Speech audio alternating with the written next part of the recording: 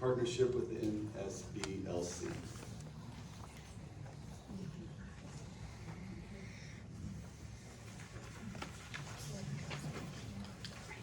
Thank you for allowing my earlier blunder. My name is Josh Burton. Thank you for allowing me to speak here today. I'm going to try to read this quickly, so bear with me.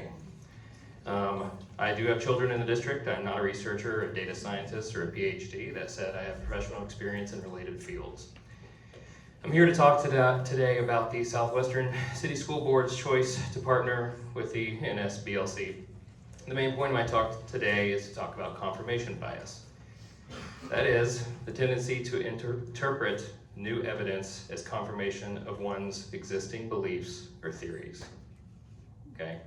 The tendency to interpret new evidence as confirmation of one's existing beliefs or theories.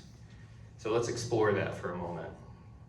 In a scientific or academic sense, that might mean designing studies in a poor manner to inadvertently support your own preconceived notions.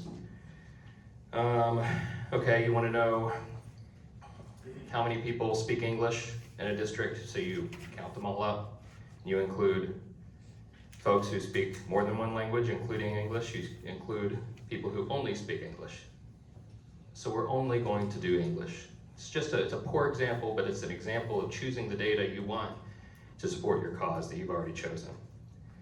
At its most extreme is the inability or unwillingness to see another potentially equally valid part of the story. The NSBLC claims that research suggests parental guidance of education produces best outcomes. Okay, that's a fine claim, but they don't quote what research that claim is based on. You have to get halfway to the end of the internet to even understand who runs this organization and to find out some of these folks are referred to as doctor while not really stating where they got their doctorate or what it's in, any of that. We all know by now that this organization supports segregation of classrooms for our developmentally delayed and neurodiverse students. There is supposedly well-documented literature to support better outcomes for all students in integrated classrooms, yet the NSBLC chooses to ignore this. I ask why. Why choose one and ignore the other? This claim to follow research on one subject and then blatantly ignore it in adjacent subjects is the Habsburg jaw of tells. It's a tell. Not that these folks aren't smart enough to do the real work, they clearly are. So therefore, it's a tell that they are cherry-picking the literature and therefore intentionally engaging in basic scientific illiteracy.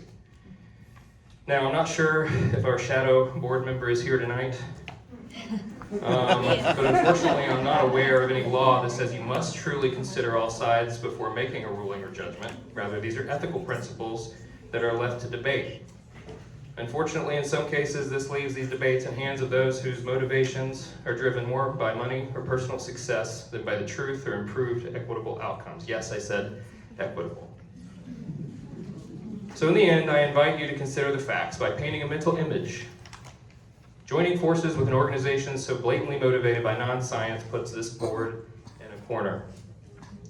Above your heads on the left, there's a sign that says negligence. Above your heads on the right, there's a sign that says ignorance. And it's your choice which label you choose to represent your cause. Or there's a third choice, and you can take any number of paths to walk out into the middle of the room and join the rest of us. In closing, you can't make this problem go away simply by saying you wish to have diversity of opinion. It's like you want to learn how to fly a plane and then you ask someone who's good at video games to teach you how. You don't go, it's the best evidence you want, not all the evidence. Am I wrong? And by the way, this is terrifying. 100 teachers? Something? So, anyway, sorry. You mentioned noise and hysteria. That's kind of a pretentious thing to say. We are the noise and hysteria. We are the opinion. It seems to me that some of these actions are taken in consideration of future ambitions and not the current state and needs of the community. Thank you.